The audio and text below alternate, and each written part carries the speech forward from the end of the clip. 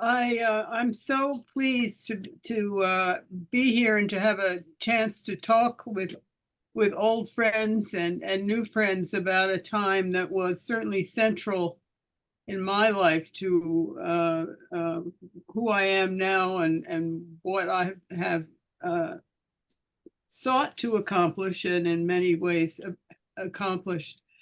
I thought I would just run through a biographical piece that tells, and I think explains a lot about how I came to do many of the things that I was doing when I lived in New Haven in the early 60s, for example. It also is helpful to me to remember that those things, the way those things happened and how my family and I responded.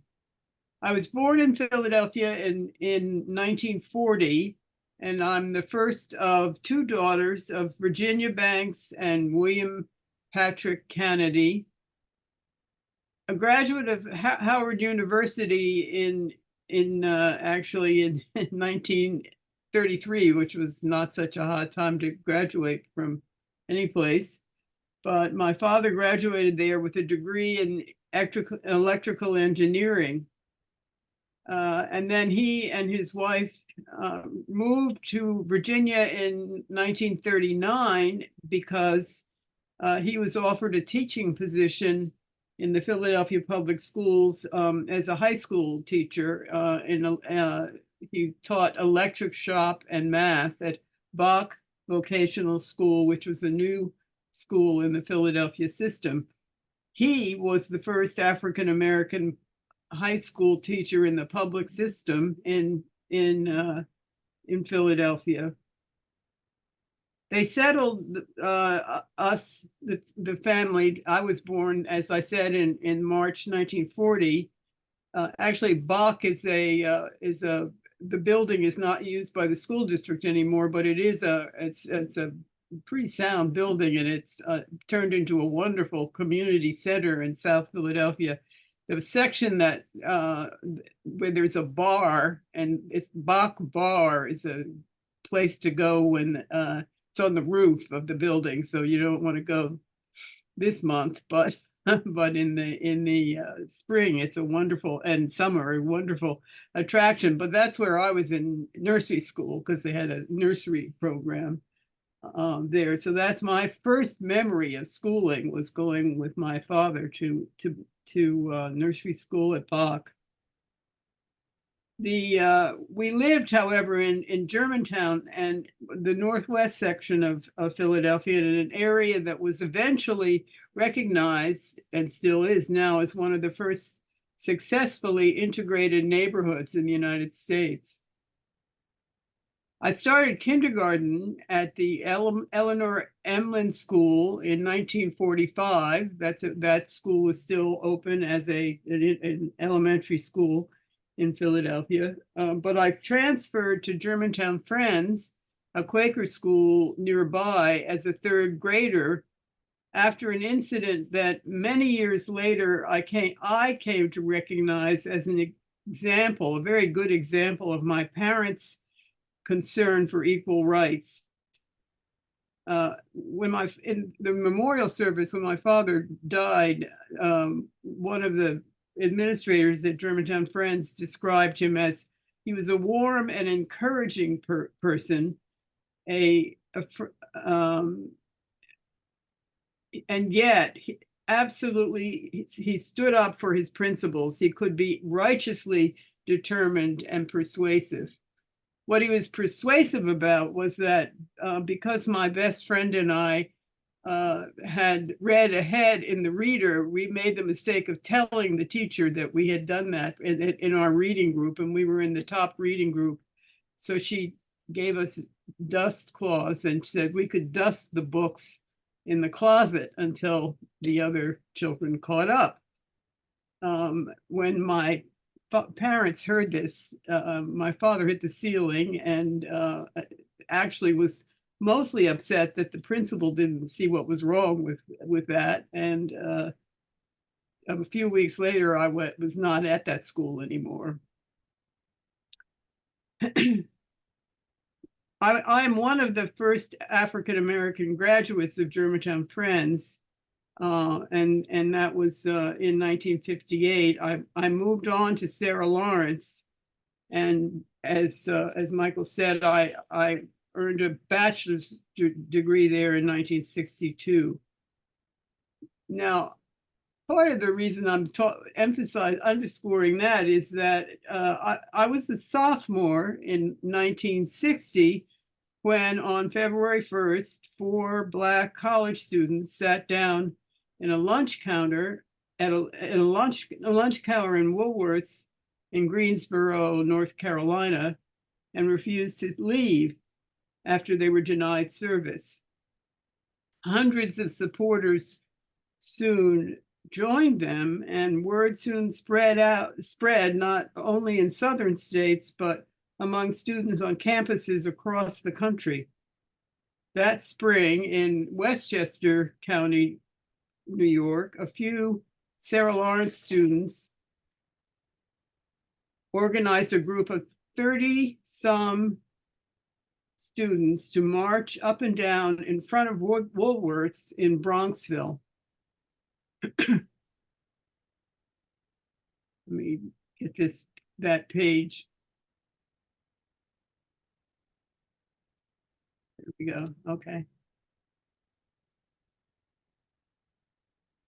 So they marched up and down. We marched up and down in front of Woolworths in Bronxville, the nearby shopping district, careful not to obstruct traffic or entrances to the store.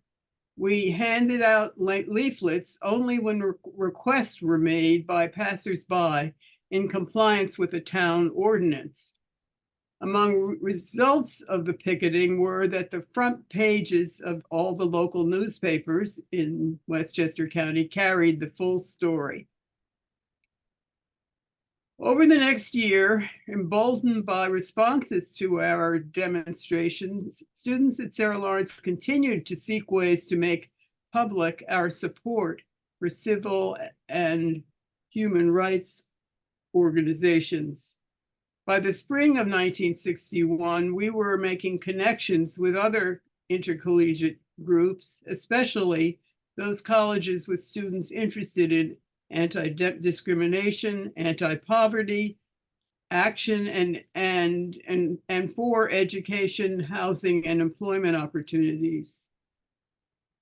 The Greensboro sit-ins had been instrumental in the formation of groups like the Sarah Lawrence Committee for Racial Equality, the Student Nonviolent Coordinating Committee, and the Northern Student Movement, founded at Yale in 1961 by Peter Countryman, which grew out of the work of a committee formed by the New England Student Christian Movement and was affiliated with SNCC.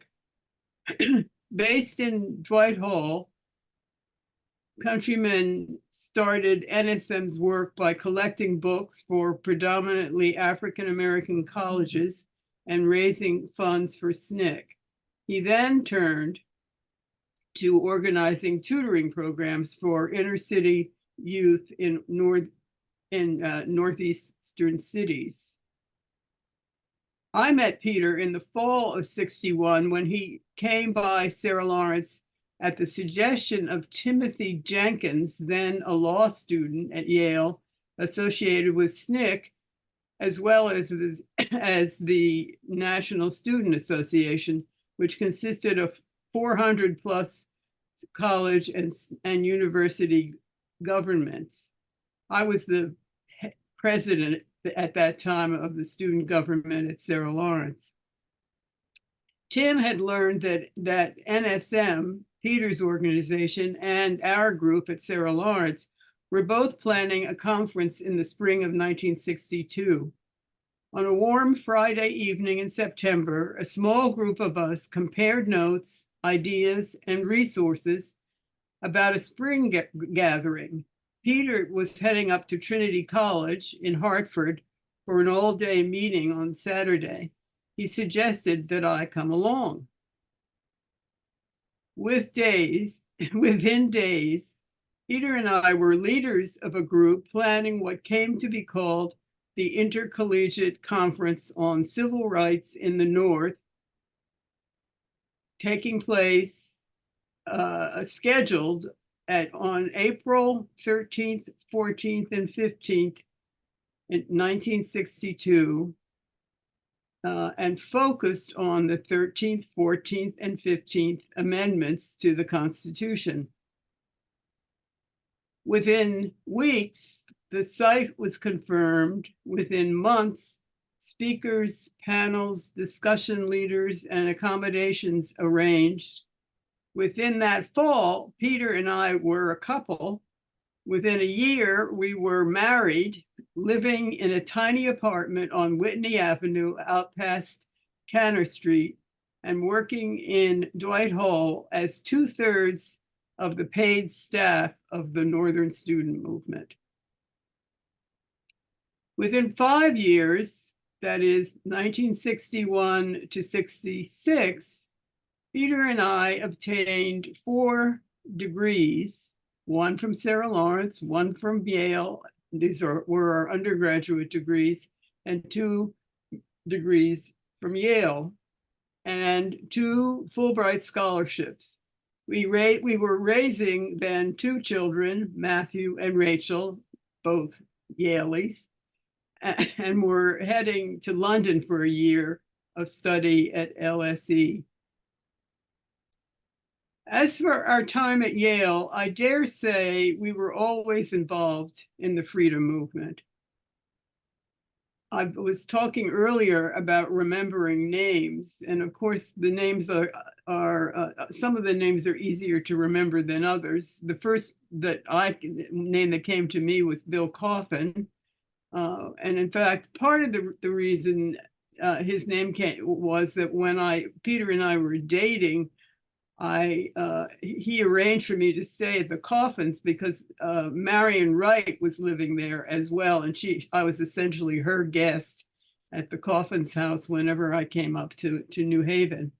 Tom Gilhool, who was a law student at Yale at the time, D'Army Bailey, whose book, The Education of a Black Radical, sits here on a shelf in my study, and I just looked at in the index and noticed that there were stories about Peter and me in his book. Brian Glick, Ruth Galanter, John Wilhelm. There are lots of friends, people that I did stay in touch with over the years.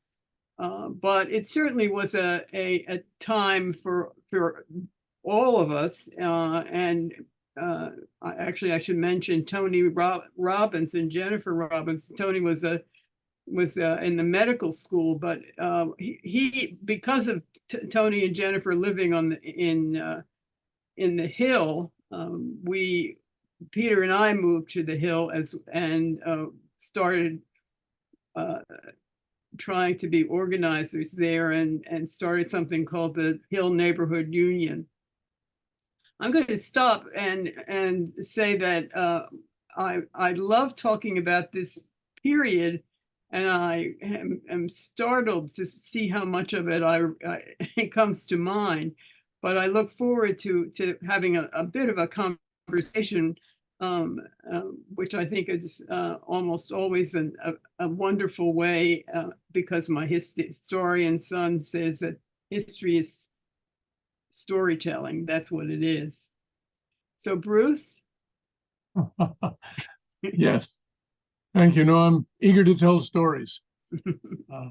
And it's wonderful to be in touch with you here again after all these years. I want to talk about one particular story from the fall of 1963.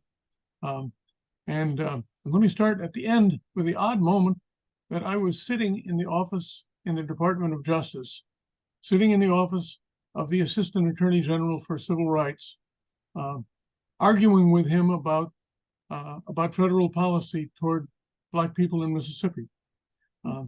And the story is kind of how that extraordinary moment came about in my life and in the movement's life. I was just one day after being 22. I had started at Yale in the graduate school that fall, and I had shortly gotten to Mississippi. Let me give a little bit of background for those who may not remember or may not know how bad it was in Mississippi. In those days, Black folks in Mississippi were vulnerable to violence, vulnerable to arrest without reason, vulnerable to terror. We were, in 1963, something like 9 years after Brown versus the Board, and schools weren't being integrated in Mississippi. Of the population of the state, something like 5% of the Black folks who should have been eligible to vote were actually registered. And most of them didn't want to go and vote because voting was worth your life. It was a dangerous thing to do in most parts of Mississippi. That was a sort of general background, but specifically, what had been going on in Mississippi was, by the summer of 1963, at a standstill. It had been a year of demonstrations led by Medgar Evers. Medgar was the head of the NAACP in Mississippi. And the authorities greeted those demonstrations with a program of arrests, setting fairly high bail, and they arrested lots and lots of the people who were in those marches. Finally, the marches had to stop because the $1.5 million that the United Auto Workers had provided for bail money was completely spent, and there was not much prospect of getting it back anytime soon. And just when things were at their lowest, Medgar was assassinated in his own driveway. At that point, the scarcity of leadership and the fact that there just weren't any very obvious choices. What should we do? Well, a small group of people got together in the early summer of 1963, and it included, interestingly, Tim Jenkins and Bob Moses and Al Lowenstein, and a couple of others. And somebody asked Al, who was a friend of Mrs. Roosevelt's and an activist. I'd known him through the National Student Association. Somebody asked Al, what do the people in South Africa do on election day? And he said, well, they have a day of mourning, but that would be wrong here. American Negroes have a right to vote. We should emphasize the vote. Why don't we have our own election? Well, that turned out to be a really bright idea.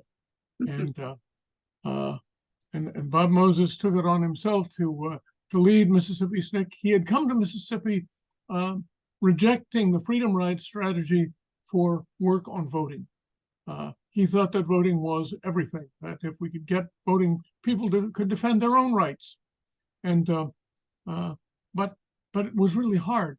Bob had his head cracked by a local police chief. Herbert Lee had been killed. Not much progress was being made. I think they managed to register 2 people in the course of 6 months of work.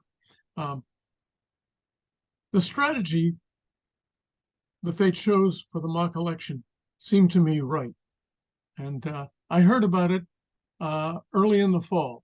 Al came up to New Haven, and he and Bill Coffin got together with some undergraduates.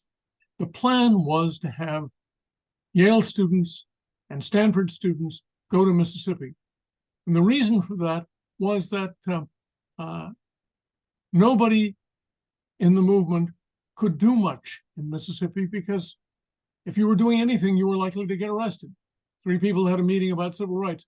Not only did they get arrested, but what they were doing was always known, because the state troopers listened to all of our phone calls in those days.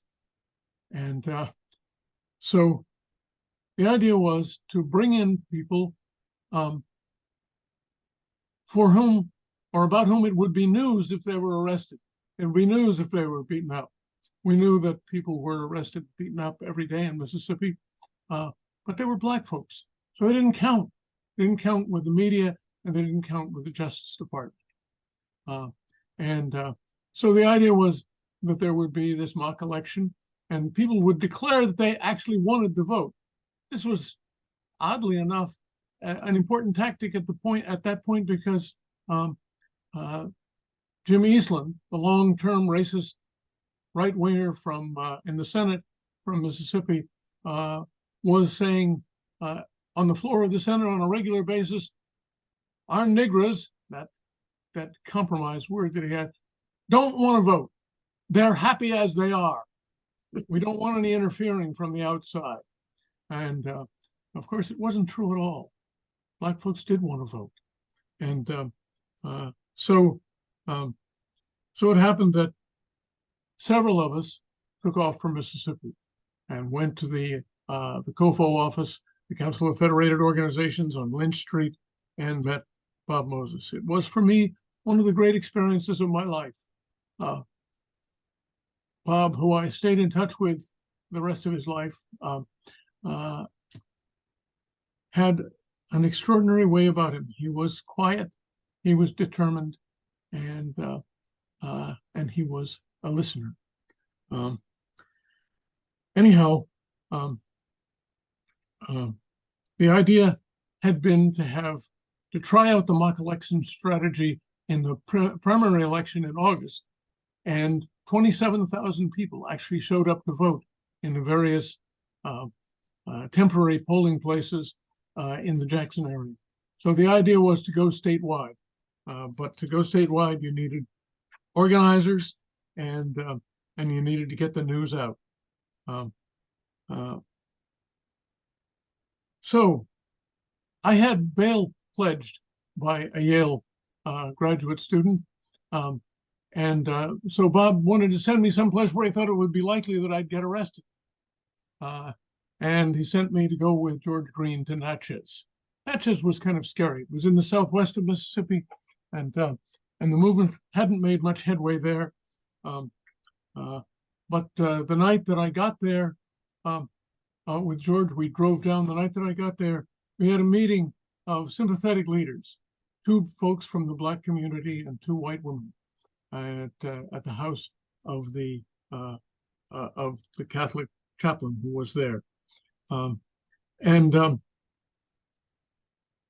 Within an hour of that meeting, the police chief knew. He'd been tipped off by one of the Black businessmen. And within an hour of that, the Klan knew because the police chief contacted the Klan. And they started circling the house that we were staying in, making noise and shouting threats.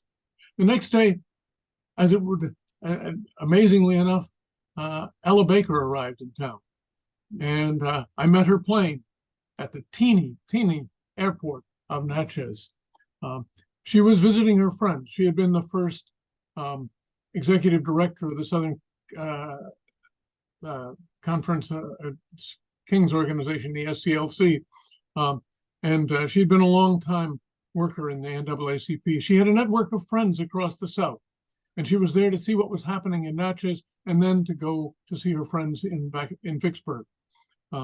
It was my task to drive her. So George and Ella and I went north, and pretty soon we realized we were being followed by 2 cars. I was driving a borrowed Corvair, which hardly went 60 miles an hour, borrowed from a Yale student.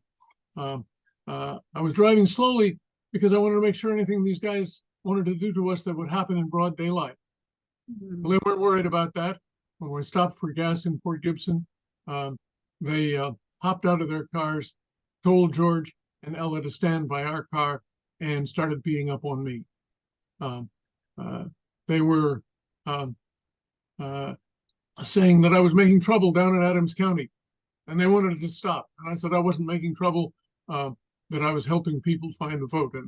But they kept hitting me, not very efficiently, three guys on one, it turns out not to be a very sensible way to beat somebody up.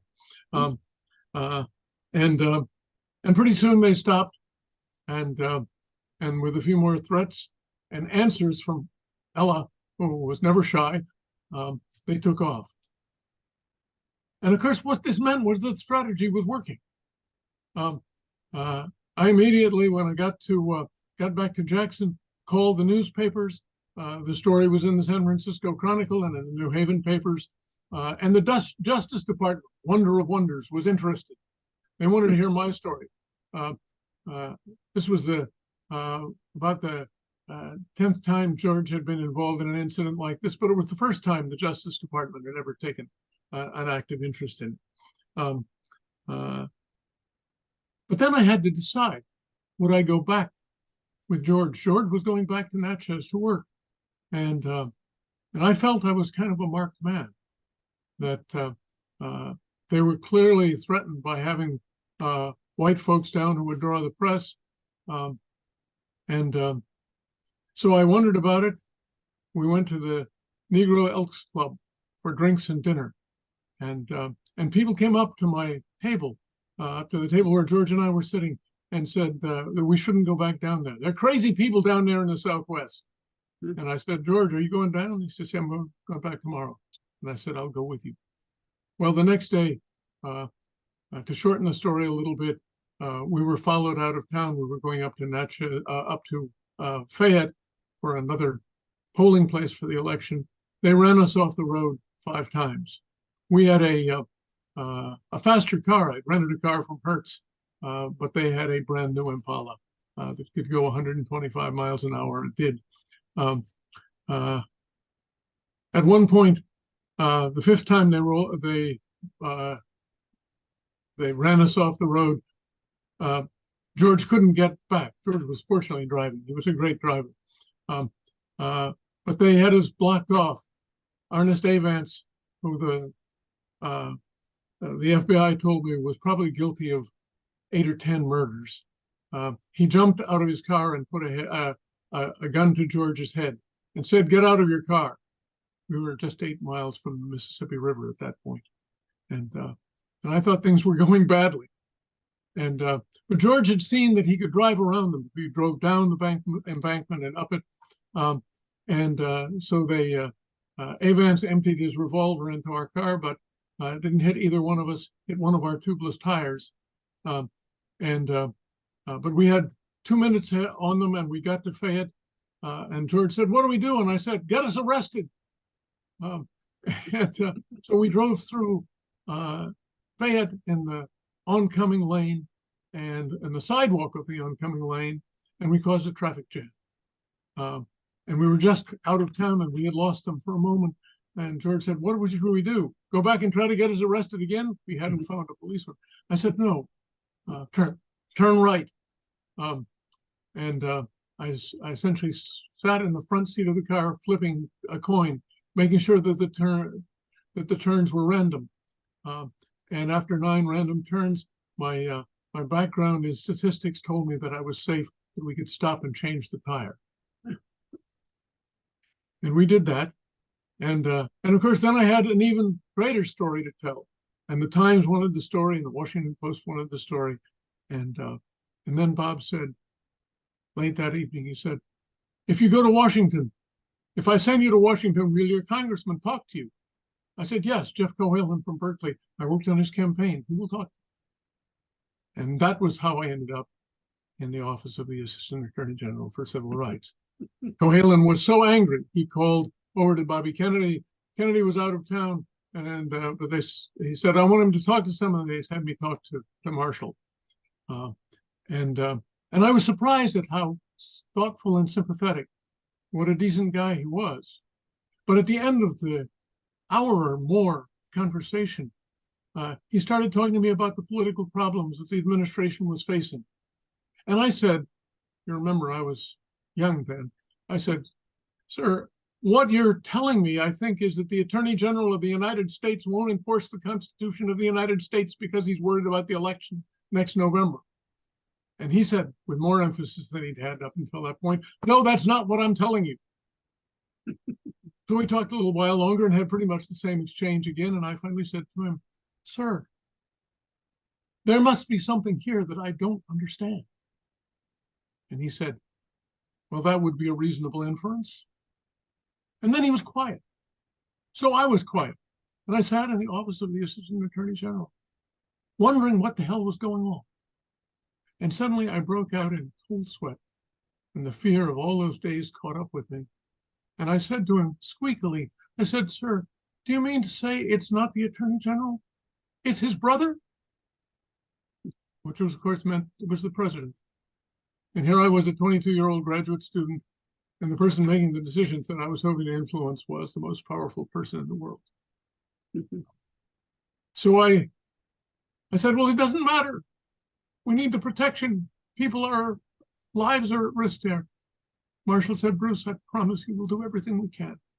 He said, "I'll do everything we can." Anyhow. And I said, "Thank you," squeakily, got through his secretary's huge office before I collapsed on a bench in the hall.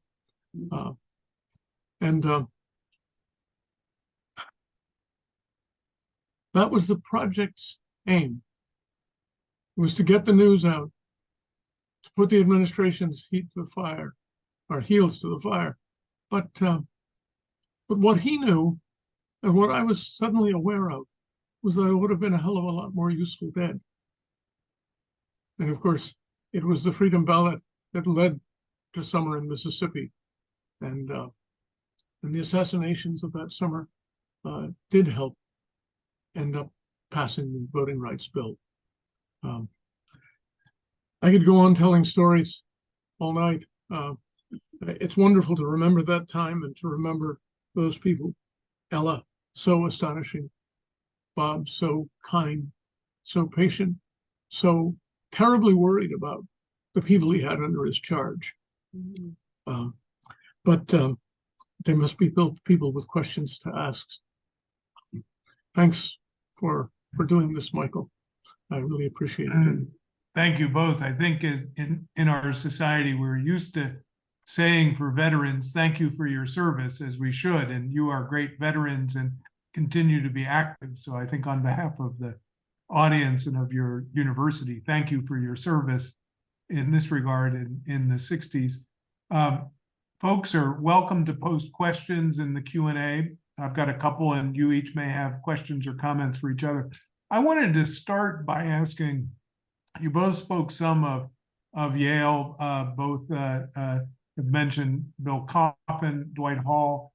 I'm struck when I look at the Yale Daily News back even in the late 50s and sometimes when Bayard Rustin was here, and in the 60s, that these kinds of stories are on the front page. When Dr. King came to visit, it was front page news. So I get the sense that, what you were doing was not completely off on the margins, but it may also not have been completely central to campus life. And I wonder if you just sort of talk about movement things in the early 60s when you were both here, how much of this was part of, broad conversations and campus life, and again, maybe expand some on how the chaplaincy and Dwight Hall and others were centers of activity. But talk a little bit about student life and campus culture and activism in your time here.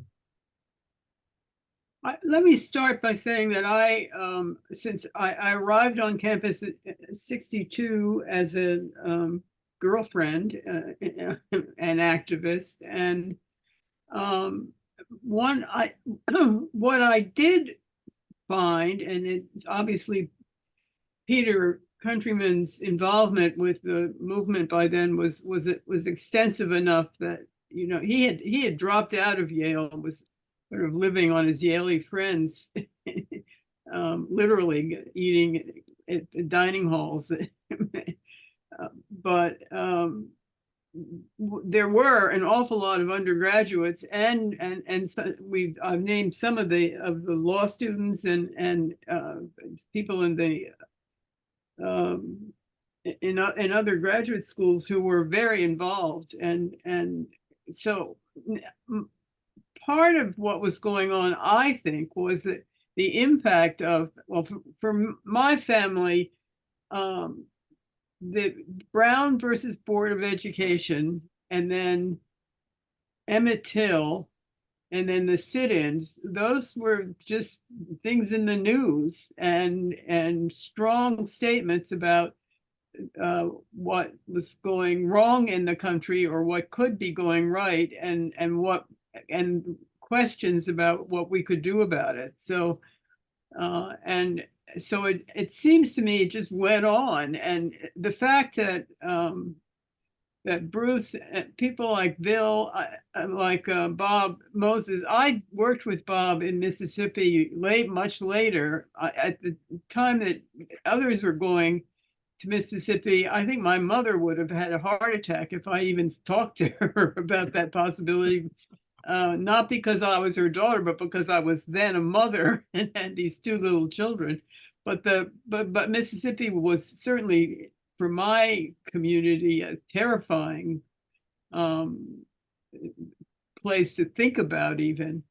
But on campus, there was plenty of, and we were, particularly because the NSM group was saying, you know, it's not just the South. There's work to do here, and so that kept us all busy and engaged. And so I mean, I'm sure there were lots of people on campus who wouldn't have known what we were talking about, but maybe not, because it certainly was a lively community the time that I was there. Thanks, Bruce. Your thoughts? Let me just add a couple of things. Civil rights was the issue on the campus when I arrived here, and there was a lot of support for what the students were doing who went south, and there were conversations about civil rights all over the campus. I ate often in the law school, had friends who were there, and I found the law school as supportive of the movement as my friends in Berkeley College, because as it happened, I'd worked with 3 students from there while I was in Mississippi. I guess the one thing I'd say is that starting in early '65, there were pressures that the movement had to face on the campus, as it had to face all across the country, and that was that there was also the war going on. And how did we split our time between anti-war activity, local community organizing, and the national movement for civil rights? A lot of us ended up doing what Peter did, which was to drop out, or more or less drop out. I dropped out for a year to work on various parts of all of this. But you must have other questions. We had a number of questions about Dr. King and his honorary degree in 1964 and questions around that. I put in the chat for everyone a link to an online exhibit about the visits that Martin Luther King Jr. and Coretta Scott King had on campus, which includes some information and links to the 1964 honorary degree to Dr. King. So that's just a resource. There are banners in Sterling Memorial Library on view right now that also tell this story. But I wonder if either of you could comment on the Kings and intersections they had with campus, both visits as well as any other things, since we are in the wake of the King holiday a week ago. I will say that the second year, let's see, in 63, 64, I had tried to do in fact, I enrolled in a Master of Arts and Teaching program at Wesleyan. So I was in Middletown then, and but I guess it was in the fall of 63. Martin Luther King spoke on the Wesleyan campus, and that was the first time I met him in person. I'm sure it was the first time. And the funny story is that because I was a new student in the graduate program, they had a rally or something on the campus, and I was invited to be on the podium with 2 or 3 other people welcoming Dr. King. So I don't know, I don't think I was to speak. I was just to come and welcome him or something, which I did, but and I was in awe of having the opportunity to talk with him in that context. But what happened was he said, "Oh, Joan, I'm so happy to see you. I just had lunch with your uncle." And now my uncle was fairly famous, so it wasn't too surprising. But it also made me helped me recognize that it was okay to to have just a friendly chat with someone like Martin Luther King. I might just add to that, it was remarkable to discover the network of civil rights people around the country. I remember being suddenly alerted to that. I was testifying before the U.S. Civil Rights Commission in February of 1965. I'd been testifying about the stuff that had happened in Mississippi, and we were hoping to get a full-scale report on Mississippi violence out with the commission.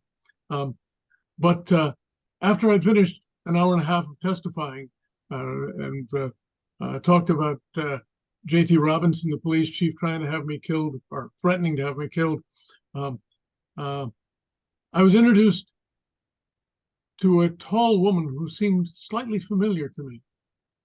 She stood up very tall and she said, "I'm Dorothy Day. I'm so proud to meet you." And I wanted to say, "No, I'm proud to meet you." But Dorothy Day had a network of people all across the country, and she traveled to see them. Her base was the worker here in New York, the Christian community that she built so effectively. But there were a lot of such people, and they did all know each other, and I found that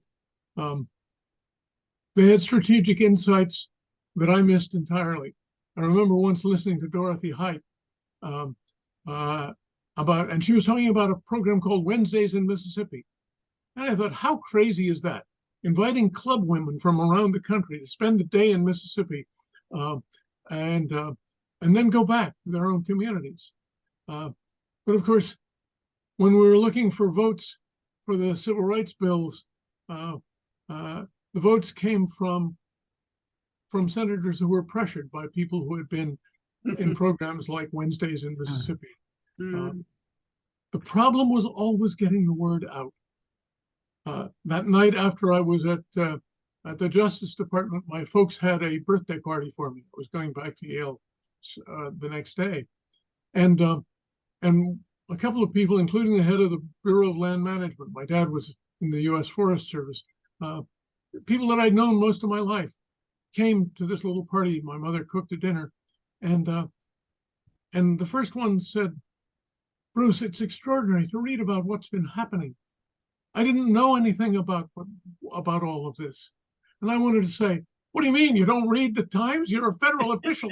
You don't read the Post?" Well, it turned out they all said the same thing. And they were decent folks and progressive folks, but they passed over those stories in the papers because they didn't know that there was anything they could do about it. And that was the important thing, to get the word out so that people couldn't deny that it was happening and had to face their own potential responsibility for doing something about it. King was great at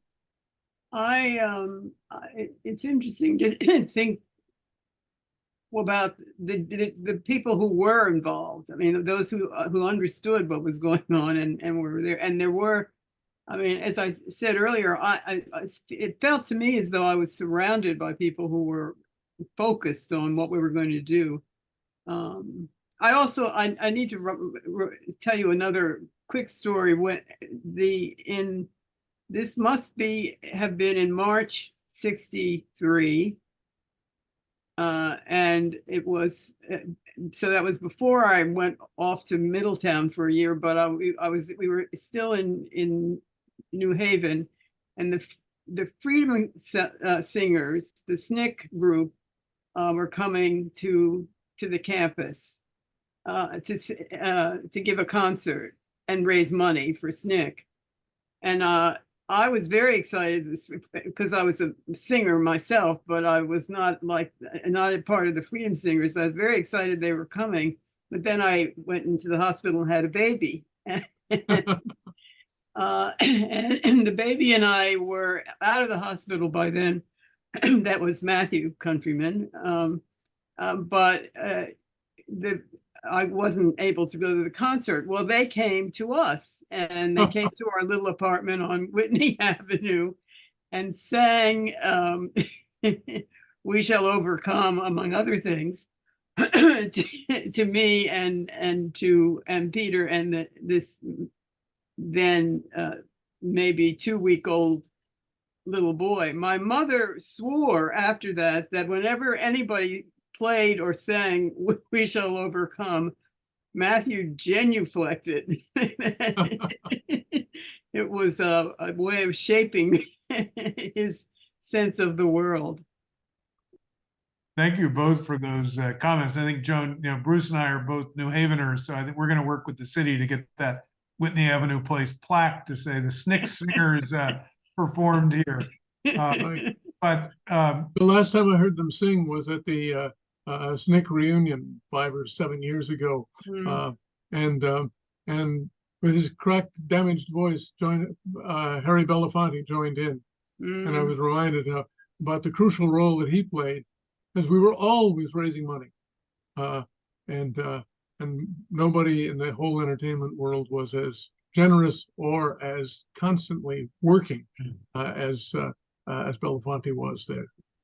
For sure, for sure. I appreciated that you both, when I asked about Dr. King, as well as in your whole comments, have talked about networks and communities and people, and reminding us it's never about just one person. And you've both been very generous as individuals, crediting the communities and networks. So I want to really sort of recognize and thank you for that. I put in the chat next week at this time, our next Mondays at Beinecke will be a conversation with 3 fabulous curators of our show now being installed. It will be on view as of this Friday and on view through the first half of this year, focused on collections from Walter and Linda Evans of Savannah, now stewarded by Beinecke, that showcase the stories and networks and legacies of Frederick Douglass, James Baldwin, and Ollie Harrington. Ollie Harrington, an alum of Yale. So I encourage everybody, if you can come next Monday online, the link is in the chat. The show will be on view again from Friday the 26th and on view through July 7th. Before we close, the sort of final question prompt to each of you, thinking about what you took from your days at Yale.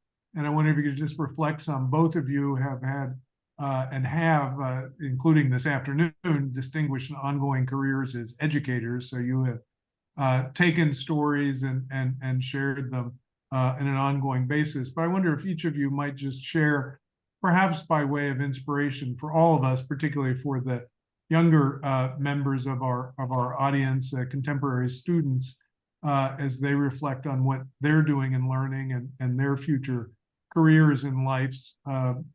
If you could each just offer some thoughts on what it was that stood out to you that you took in your ongoing work from your days as a student activist.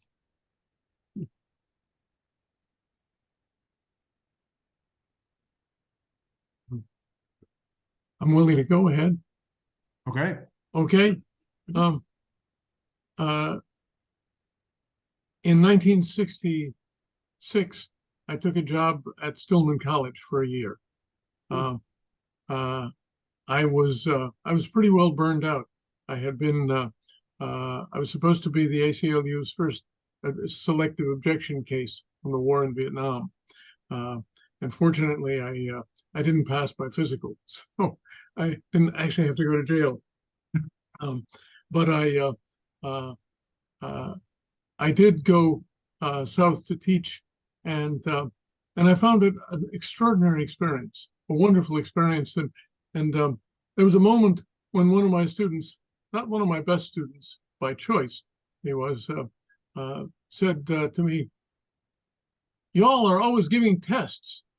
And I said, "Well, yeah, we're academics. That's what we do. We give exams." And he said, "Well, I got a test for you." And I said, "What's that?" He said, "Well,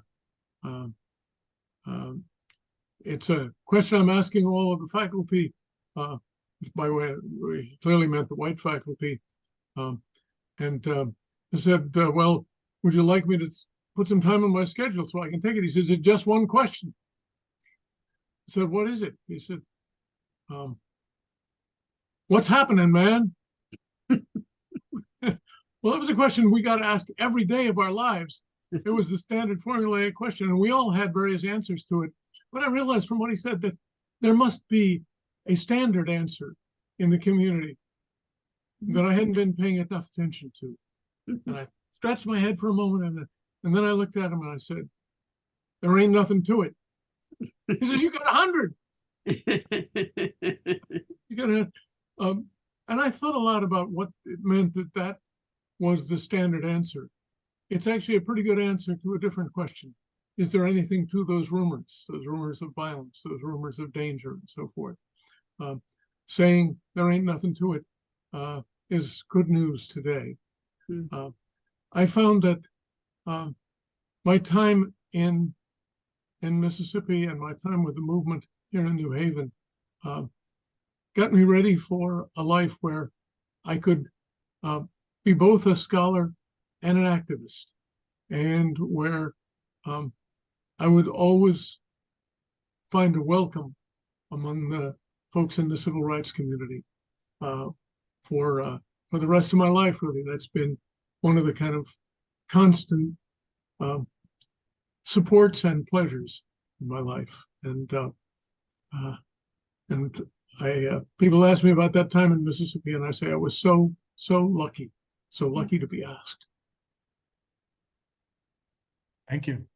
Thank you, Bruce. I share your sense that I am grateful to have had the opportunities I had to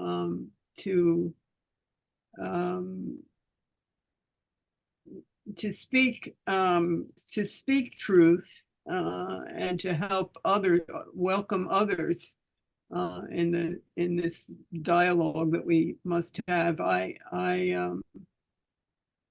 For me, it certainly was. I am really grateful for the fact that I, having had a wonderful education at Germantown Friends School, having actually become a Quaker as a result of that, and have a sense of that there are better ways to make decisions than simply shooting each other or whatever. But then seeing, and particularly in the 1960s, during a very troubling, but also very successful time of celebration of what we as human beings can do to support each other. So I have, with some colleagues, had long conversations about the importance of failure as well as success. That Yes, the fact that one sometimes what you tried doesn't work, but it's important to recognize that you can survive that and you can contribute along the way. And I know I sound like a math teacher, but that's what I am. So yes, I am particularly pleased that I got to spend more than half of the 60s on that campus with people who were so active and willing to try. Well, thank you both. We have been honored to have the two of you. We're blessed to have had more than 100 people in our audience, and I know that the recording likewise will be enjoyed by others. This has been a great way to kick off our Mondays at Beinecke for this spring semester. Again, thank you for your time. I've read in a book that, behold, since we are surrounded by such a great cloud of witnesses. Let us run with perseverance the race that is set before us. And the two of you, your life and incredible ongoing work and sharing of your stories certainly equips us all with knowledge and perseverance to run the races that are set before us. Thanks again. Have a blessed day, everybody.